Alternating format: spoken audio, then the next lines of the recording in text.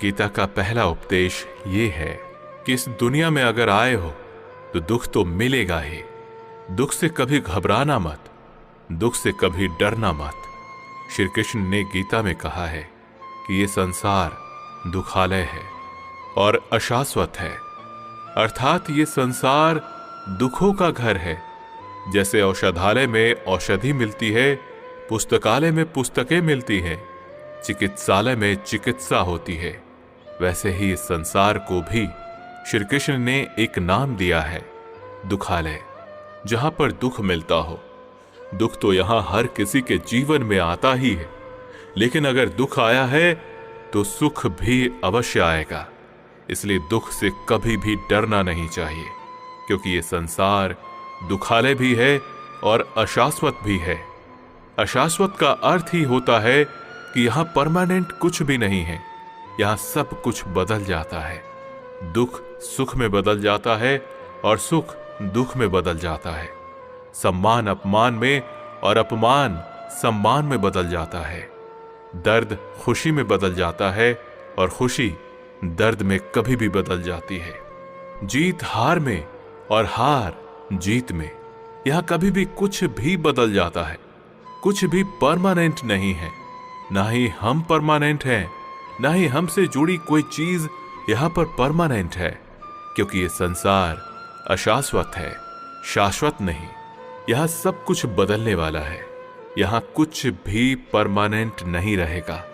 आपका दुख भी परमानेंट नहीं रहेगा, इसलिए दुख से कभी डरना नहीं चाहिए।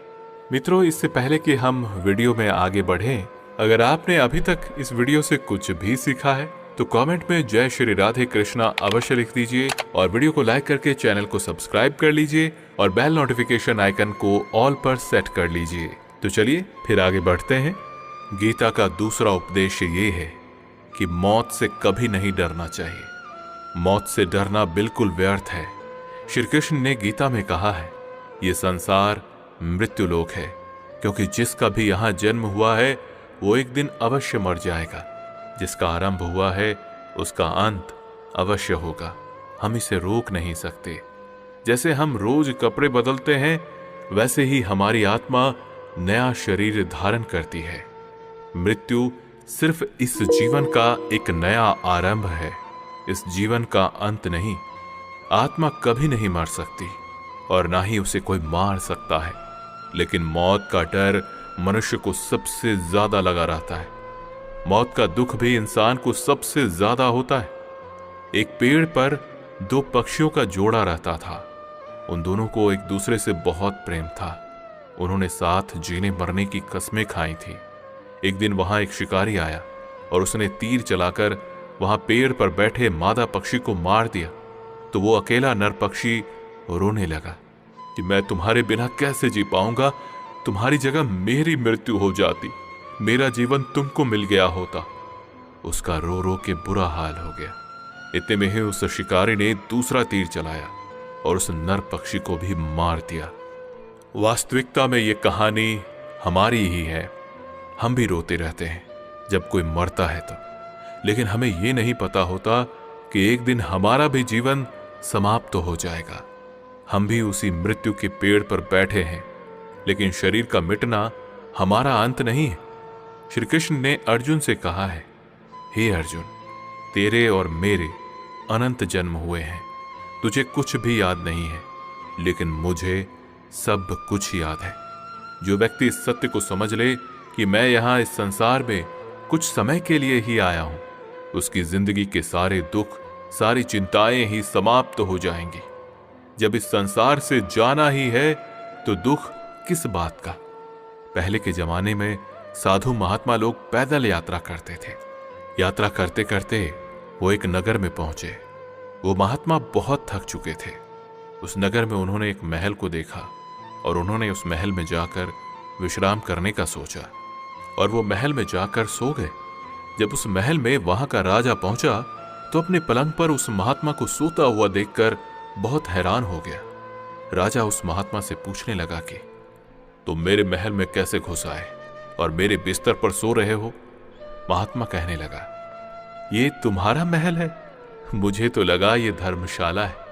तो राजा ने कहा, आपको मेरा महल धर्मशाला कैसे लगा?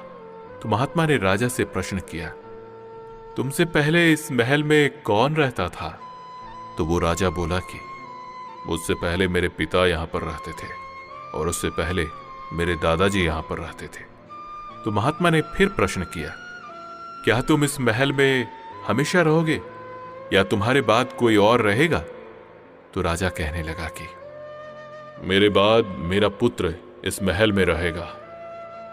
तो महात्मा राजा से कहने लगे कि जिस जगह पर रहने वाले बार बार बदल जाते हो उसे घर कैसे कह सकते हो? वो तो धर्मशाला ही है। इसलिए तेरे महल को धर्मशाला समझकर मैं इसमें रात बिताने के लिए आ गया। धर्मशाला जान जग को जीवन सब मेहमान है। मोह किसी से मत करो, सब स्वप्न का सामान है। यदि हम भी इस बात को समझ लें कि हम यहां कुछ समय के लिए आए हैं, आनंद करने के लिए आए हैं, खुश रहने के लिए आए हैं, तो हमारे सारे दुख ही समाप्त हो जाएंगे।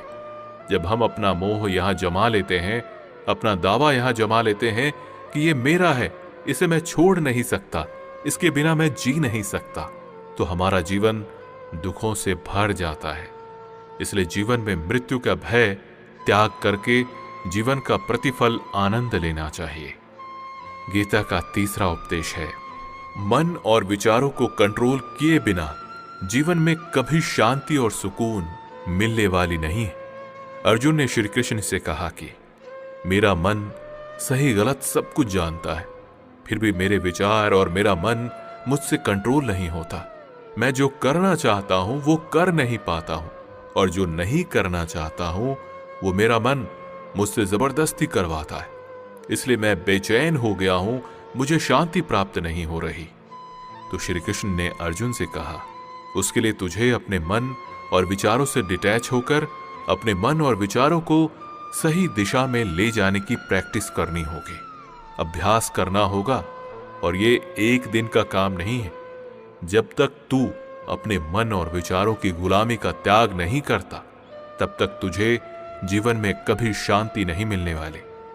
एक राजा था, वो बहुत बेचैन था और परेशान रहता था। एक दिन वो अपने गुरुजी के पास गया और उनसे कहने लगा कि मेरा मन बहुत बेचैन है, मैं बहुत परेशान हूं, मैंने पूरी संसार को जीत लिया है, सब कुछ है मेरे पास, पर मैं खुश नहीं हूं, मेरे मन में सुकून ही नहीं है, शांति ही नहीं है। तो गुरुजी ने राजा से कहा कि तुम्हारे नगर में अगर कोई ऐसा व्यक्ति है जिसने सुकून को प्राप्त कर लिया है, शांति को प्राप्त कर लिया है, तो तुम उसका एक बार कुर्ता पहन लेना, तुम्हारे जीवन में भी शांति आ जाएगी। राजा बहुत प्रसन्न हो गया, ये तो बहुत ही आसान काम है। वो अपने राजमहल में आया और राज्यसभा में वो सबसे कहने लगा कि आप लोगों में से जो भी शांत हो चुका है, उसे सुकून मिल गया हो, वो अपना कुर्ता मुझे दे दे। वो बदले में जितना भी धन मांगेगा मैं उसे दे दूंगा। सब लोग एक दूसरे का मुंह देखने लगे। पैसों का लालच आया, लेकिन सबको एक दूसरे की सच्चाई पता थी, क्योंकि किसी की जिंदगी में भी शांति और सुकून नहीं था। सब अपना सर झुकाकर वहां पर खड़े हो गए। फिर उस राजा ने पूरे नगर में ढिंढोरा पिटवा दिया कि जिसे भी शांति प्राप्त हो चुकी हो, सुकून प्राप्त हो गया हो, वो मेरे पास आकर अपना कुर्ता दे दे। वो जितना कहेगा उसे उतना ही धन दे दिया जाएगा। लेकिन एक भी व्यक्ति ऐसा नहीं मिला जिसे शांति प्राप्त हो चुकी हो। वास्तविकता में जब कोई मरता है तब हम कहते हैं कि वो फला व्यक्ति आज शांत हो गया है। कभी किसी जिंदा इंसान के लिए नहीं सुना कि एक जीता जागता इंसान शांत हो गया हो। राजा के सैनिक पूरे शहर में ढूंढते रहे। फिर उन्हें एक पेड़ के नीचे एक महात्मा तपस्या करते दिखे, जिसके चेहरे पर एक शांति थी, सुकून था। वो सैनिक उस महात्मा के पास आकर पूछने लगे कि क्या आपने शांति प्राप्त कर ली है, सुकून प्राप्त कर लिया है? महात्मा ने कहा, मैं पूरी तरह से शांत हूं। तो सैनिक उसे राजा के पास ले आए। राजा ने उस महात्मा से प्रश्न किया कि क्या आपको शांति और सुकून प्राप्त हो चुके हैं? वो महात्मा कहने लगे, महाराज, मैं पूरी तरह से शांत हूं, मुझे कोई चिंता नहीं है, मुझे किसी चीज की लालच नहीं है, मुझे कोई इच्छा ही नहीं है। तो राजा भी बहुत प्रसन्न हो गए कि आखिर वो व्यक्ति मिल ही गया जिसे शांति प्राप्त हो चुकी है, जिसे सुकून मिल गया है। तो राजा उस महात्मा से कहने लगे कि हे महात्मा, आप कृपया करके अपना कुर्ता मुझे दे दीजिए, बदले में आप जो मांगेंगे मैं आपको दे दूंगा। वो महात्मा कहने लगे कि महाराज, सुकून और शांति तो मुझे मिल चुके हैं, लेकिन क्या करूं, मेरे पास कुर्ता ही नहीं है पहनने के लिए जो मैं आपको दे सकूं। जब राजा ने उस महात्मा की ये बात सुनी कि इस महात्मा के पास कुर्ता भी नहीं है पहनने के लिए, उसके बाद भी ये महात्मा एकदम शांत है, इसके जीवन में सुकून है। मैंने तो सारी जिंदगी धन को जोड़ने में लगा रहा, दुनिया जीतने में लगा रहा, लेकिन मुझे शांति नहीं मिली, सुकून नहीं मिला। क्योंकि शांति और सुकून बाहर की चीज नहीं है, अपने भीतर की चीज है। इसलिए जब तक कोई इंसान अपने मन और विचारों को कंट्रोल नहीं करता, तब तक उसके जीवन में सुकून और शांति नहीं आती। और गीता का उपदेश हमें यही सिखाता है कि जीवन में अगर शांति चाहिए तो मन को शांत करना सीखो। गीता का चौथा उपदेश है, सुख की इच्छा आखिर में हमारे दुखों का कारण है। श्री कृष्ण ने अर्जुन से कहा कि जितना सुखों की लालसा और इच्छा करता है, उतना ही उसकी इंद्रियां सुख भोग में आसक्त हो जाती है, उतना ही इंसान का मन संसार के सुख और आकर्षण का गुलाम बन जाता है। और जितना सुख के पीछे भागेगा, उतना ही उसे दुख के अनुभव से भी गुजरना पड़ेगा, क्योंकि ये संसार का नियम ही है। जो चीजें शुरू में मन को बहुत आकर्षित करती हैं, बाद में बहुत दुख देती हैं, और जो चीजें शुरू में मुश्किल लगती हैं, कठिन लगती हैं, बाद में हमें बहुत काम आती हैं। गीता का पांचवा उपदेश है कि किसी से भी हद से ज्यादा मोह कभी मत करना। श्री कृष्ण ने गीता का पूरा ज्ञान ही अर्जुन के मोह को नष्ट करने के लिए कहा है। ये मोह ही है जो इंसान को सबसे ज्यादा रुलाता है। मोह इतना बलवान है कि शेर जैसे इंसान को भी गीदड़ बना देता है। जो अर्जुन युद्ध में देवताओं से भी जीत गया, पर अपने रिश्तेदारों को युद्ध में देखकर उसका हाथ कांपने लगा। वो बोला, हे केशव, मेरे हाथ में धनुष पकड़ने की ताकत भी नहीं बची है, मेरे हाथ कांप रहे हैं, मैं युद्ध नहीं कर पाऊंगा। ये मोह इतना पेनफुल होता है जिसका कष्ट ना सह पाने के कारण कई लोग अपनी जिंदगी को खत्म कर देते हैं, आत्महत्या तक कर लेते हैं कि उस व्यक्ति के बिना हम जी ही नहीं पाएंगे। इसलिए जीवन में किसी से भी हद से ज्यादा मोह करोगे तो जीवन भर पीड़ा का ही सामना करना पड़ेगा। जो व्यक्ति अपने मोह से बाहर नहीं आता, उसका सब कुछ उससे छिन जाता है, उसकी सारी खुशी खत्म हो जाती है। इसलिए गीता का ज्ञान बार बार हमें यह सिखाती है कि अपने मोह को त्याग करके आप बलवान बनो, बुद्धिमान बनो, सत्य के दर्शन करो कि वास्तविकता क्या है। क्योंकि हमारा मोह हमें हमेशा झूठ ही दिखाता है, झूठ पे ही विश्वास दिलाता है और दिल में झूठी उम्मीदें जगाता है। और ये मोह ही हमारे दुखों का सबसे बड़ा कारण है। हम ही मोह कर लेते हैं, हम ही लोगों से उम्मीदें लगा बैठते हैं, पर वास्तविकता बिल्कुल अलग होती है। लोग वैसे नहीं होते जैसे हम मान लेते हैं, जैसा हम समझ लेते हैं, क्योंकि मोह के कारण हमें सच्चाई नहीं दिख पाती, लोगों का असली चेहरा नहीं दिख पाता। इसलिए गीता का उपदेश हमें यही सिखाता है, जीवन में अगर आनंद और प्रसन्नता के साथ रहना है तो किसी से भी हद से ज्यादा मोह कभी मत करना। गीता का छठा उपदेश है कि वासना, क्रोध और लालच सर्वनाश का कारण है, नरक का द्वार है। जिस भी मनुष्य में ये तीन अवगुण होते हैं, वो हमेशा दूसरों को दुख पहुंचाकर अपने ही सुख और स्वार्थ की पूर्ति करता रहता है। किसी भी चीज की हद से ज्यादा कामना करना और क्रोधी स्वभाव होना और मन में लालच होना उसके जीवन के सुख को समाप्त कर देते हैं, उसके सारे रिश्तों में जहर भर देते हैं। इन्हें नरक का द्वार इसलिए कहा गया है क्योंकि जिस इंसान में अत्यधिक क्रोध है, लालच है, वासना है, उसका पूरा जीवन जहर से भर जाता है। उसको मरने के बाद भी जीते जी यहीं पर नर्क का दर्शन होता है। गीता का 7वां उपदेश है कि जो चला गया कभी उसका दुख मत करो, और जो आने वाला है उसकी बिल्कुल भी चिंता मत करो। जब महाभारत का युद्ध चल रहा था तब अर्जुन ने श्री कृष्ण से कहा कि अगर ये युद्ध हुआ तो करोड़ों लोग मारे जाएंगे।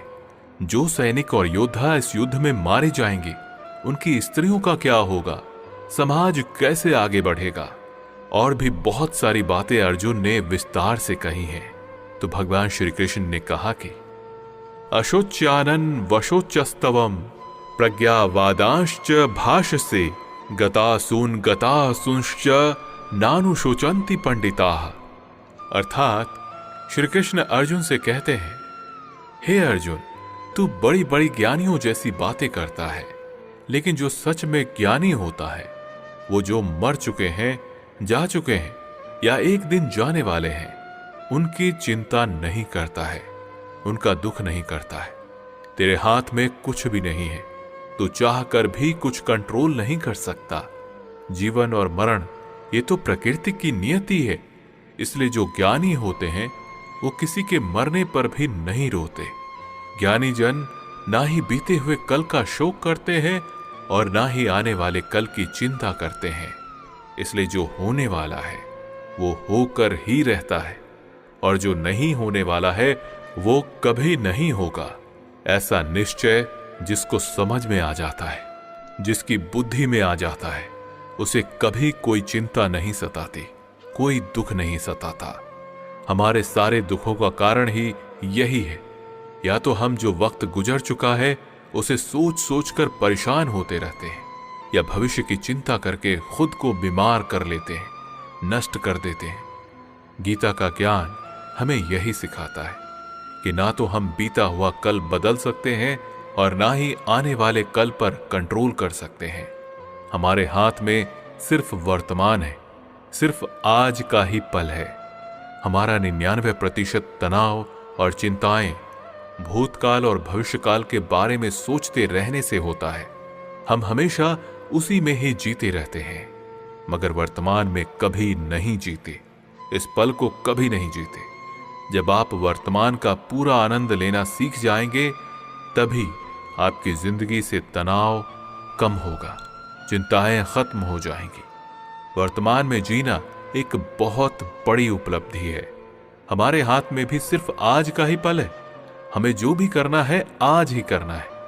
कभी भी ये सोचकर समय को नष्ट नहीं करना चाहिए कि अभी तो मेरे पास बहुत समय बचा है। एक गुरुजी ने अपने एक शिष्य को पारस का पत्थर दिया। उनका वो शिष्य बहुत आलसी था, हर काम को कल पर टाल देता था। तो गुरुजी ने उससे कहा कि मैं तुझे ये पारस का पत्थर दे रहा हूं। इस पारस के पत्थर से जब तू लोहे को स्पर्श कराएगा तो वो लोहा सोने में बदल जाएगा, और ये पारस पत्थर मैं तुझे 1 महीने के लिए दे रहा हूं। जब 1 महीना समाप्त हो जाएगा तब मैं तुझसे ये पत्थर वापस ले लूंगा। तब तक तू इस पत्थर को अपने पास ही रख। गुरुजी का वो शिष्य बाजार में लोहा खरीदने के लिए गया। जब बाजार में वो लोहा खरीदने पहुंचा तो उसे लोहे का वो रेट बहुत महंगा लगा। उसने कहा, थोड़े दिन रुक करके ले लूंगा, जब लोहे का रेट कम हो जाएगा। पर उसकी बुद्धि में ये बिल्कुल नहीं आया कि इस लोहे को मैं सोना बनाकर बहुत अधिक धनवान बन सकता हूं। लेकिन उसके मन की सुस्ती, उसके मन के आलस्य की वजह से उसने उस काम को कल पर टाल दिया। ऐसे ही करते करते पूरा महीना बीत गया। फिर गुरुजी उस शिष्य के पास आ पहुंचे और पूछा, तुमने कितना सोना बनाया? शिष्य बोला, मैंने तो अभी सोना बनाना शुरू भी नहीं किया। तो गुरुजी ने कहा, मुझे मेरा वो पारस पत्थर वापस चाहिए। शिष्य बोला, नहीं, मुझे थोड़ा वक्त दीजिए, मैं थोड़ा सोना बनाना चाहता हूं। गुरुजी ने कहा, ये पारस पत्थर पूरा 1 महीना तेरे पास था, पर तू कुछ नहीं कर पाया, लेकिन अब समय समाप्त हो चुका है। ऐसे ही ये हमारा जीवन है, हमारी जिंदगी है, और ये समय ही पारस पत्थर है।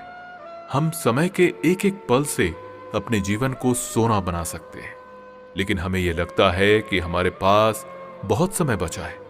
एक दिन जिंदगी को जी लेंगे, एक दिन जिंदगी में खुश हो जाएंगे, लेकिन वो दिन कभी नहीं आता और हम जिंदगी भर भागते रहते हैं, चिंता करते रहते हैं, दुखी होते रहते हैं, लेकिन जिंदगी को जीना, खुश रहना हम भूल जाते हैं। इसलिए गीता का ज्ञान हमें यह सिखाता है कि आप आज में जीना सीखें, इस पल में जीना सीखें। गीता का 8वां उपदेश है कि संसार में हमारा कुछ भी नहीं है। गीता सार में आपने कई बार सुना होगा कि तुम्हारा क्या गया जो तुम रोते हो, तुम क्या लाए थे जो तुमने खो दिया, तुमने क्या पैदा किया जो नष्ट हो गया, तुमने जो लिया यहीं से लिया, जो कुछ भी दिया यहीं पर दिया। जो आज तुम्हारा है कल किसी और का होगा, क्योंकि परिवर्तन संसार का नियम है। कल तक जिसके बिना आप जी नहीं सकते थे, आज उनसे कोई रिश्ता ही नहीं है, बातचीत तक नहीं है। कहां गए वो जीवन भर के सारे रिश्ते, वो सारे मित्र जो साथ जीने मरने की बातें करते थे? आज पता भी नहीं कि वो लोग कहां चले गए। ये संसार परिवर्तनशील है, सब लोग यहां बदल जाते हैं, हर रिश्ता बदल जाता है, और तो और ये हमारा शरीर भी हर दिन बदल रहा है। बचपन से जवानी, जवानी से बुढ़ापा, और एक दिन ये शरीर हमारा साथ छोड़ देता है। तो किसके लिए रोना और किसकी चिंता करना? हम सारी जिंदगी चीजों को, रिश्तों को, जिंदगी को बनाने में, सजाने में, संवारने में लगे रहते हैं, लेकिन एक दिन सब कुछ बिखर जाता है। सारी जिंदगी जिस संपत्ति, जिन रिश्तों के लिए हम लड़ते रहते हैं, एक दिन सब कुछ छोड़ करके हमें इस दुनिया से जाना ही पड़ता है। श्रीमद् भगवद गीता का 9वां उपदेश है कि कोई अगर आपका अपना है या कोई आपसे बड़ा है तो उसका अपने प्रति गलत व्यवहार कभी भी सहन नहीं करना चाहिए। यह गीता का उपदेश हमारी जिंदगी से भी जुड़ा है। हम भी अपने मन की अधिकतर तकलीफों को ये सोचकर जिंदगी भर सहते रहते हैं, ये तो मेरा अपना है, ये तो मेरा बड़ा है, इसको हम कैसे कुछ कह सकते हैं। हम अगर नहीं सहेंगे, कुछ कह देंगे तो हमारे रिश्ते ही खराब हो जाएंगे, हमारे रिश्ते ही समाप्त हो जाएंगे। पर सोचने की बात तो यह है कि उस व्यक्ति को आप अपना कैसे मान सकते हैं जो आपकी तकलीफों की वजह हो। अपना तो वो होता है जो हमारी तकलीफों को दूर कर दे। तो गीता का यह उपदेश है कि किसी को भी अपना फायदा मत उठाने दो, किसी को भी खुद पर जुल्म मत करने दो, क्योंकि आप जितना सहते रहेंगे, लोग आपको उतना ही सहन करने के लिए और मजबूर करते रहेंगे। गीता का पहला अध्याय जिसका नाम अर्जुन विषाद योग है और दूसरा अध्याय जिसका नाम सांख्य योग है, उसी के आरंभ में अर्जुन ने श्री कृष्ण के आगे अपना दुख प्रकट किया है कि हे केशव, मैं कौरवों से कैसे युद्ध कर सकता हूं? ये सब तो मेरे अपने ही हैं। मैं कैसे भीष्म पितामह और द्रोणाचार्य से युद्ध करूंगा, क्योंकि वो दोनों मेरे पूजनीय हैं। इसलिए इन गुरुजनों को मारने से तो अच्छा है मैं भिक्षा के अन्न को खाकर अपने जीवन का गुजारा करूं। और जिन कौरवों से युद्ध करने जा रहा हूं, वो सब धृतराष्ट्र के पुत्र हैं, वो सभी मेरे भाई ही हैं, मेरे अपने ही हैं। इन सब को मारने से अच्छा है कि मैं सन्यासी बन जाऊं। तो श्री कृष्ण ने अर्जुन से कहा कि यह कौन अपना है और कौन पराया? जो अधर्म करता है उसके साथ युद्ध करना तुझे मोक्ष और मुक्ति देगा। तू अपने इस मन के मोह को त्याग दे, नहीं तो सारा जग तेरी निंदा ही करेगा, तुझे डरपोक कहेगा। बात अपने पराये की नहीं है, बात धर्म और अधर्म की है, बात सही और गलत की भी है। अगर तू गलत को सहता रहेगा, उसका अंत नहीं करेगा, तो गलत करने वालों को और बल मिलेगा, वो और भी गलत करेंगे। इसलिए मन के मोह को त्याग करके तू युद्ध कर। महाभारत की एक और कहानी भी है। जब अर्जुन के पुत्र अभिमन्यु की युद्ध में मृत्यु हो जाती है, तब अर्जुन बहुत दुखी हो जाता है, रोने लगता है। वो श्री कृष्ण से कहता है, मेरा पुत्र अभिमन्यु मर गया है, मैं ये दुख बिल्कुल भी सहन नहीं कर सकता, मैं अपने ही आप को समाप्त कर लूंगा।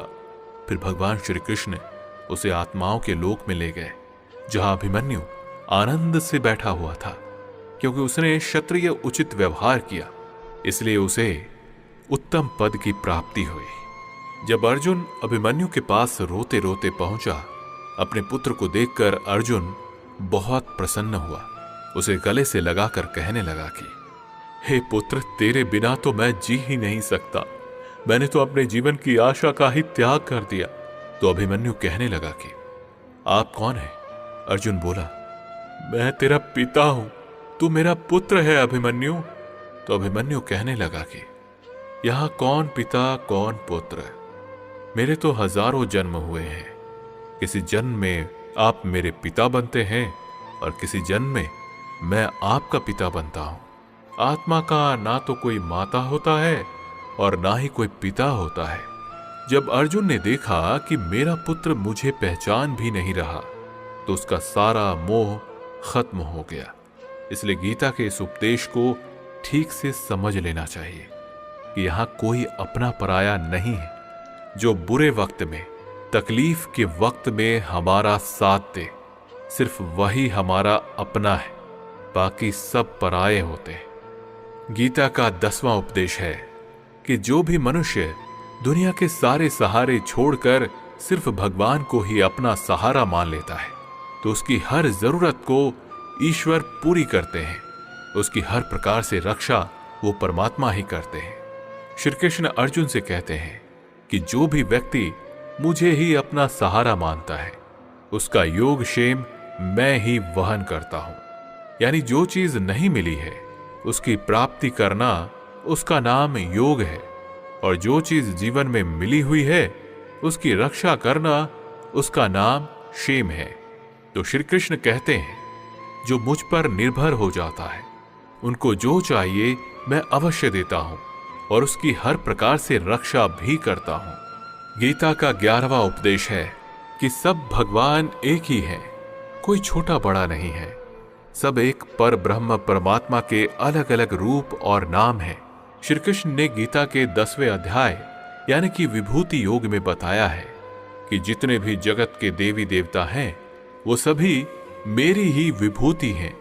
मैं ही शिव हूं, मैं ही इंद्र हूं, मैं ही यक्षराज कुबेर भी हूं, मैं ही अग्निदेव भी हूं, मैं ही देवताओं के गुरु बृहस्पति भी मैं ही हूं, समुद्र भी हूं, अक्षरों में ओम भी मैं ही हूं, काल का महाकाल भी मैं ही हूं, सारे जगत का नाश, उत्पत्ति, पालन करने वाला भी मैं ही हूं।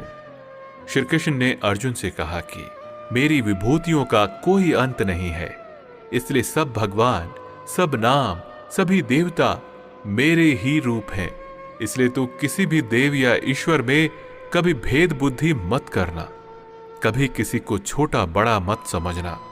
और गीता का उपदेश हमें यही सिखाता है कि कभी किसी दूसरे के इष्ट को छोटा नहीं समझना चाहिए, या इस बात पर झगड़े फसाद नहीं करना चाहिए कि कौन बड़ा है और कौन छोटा।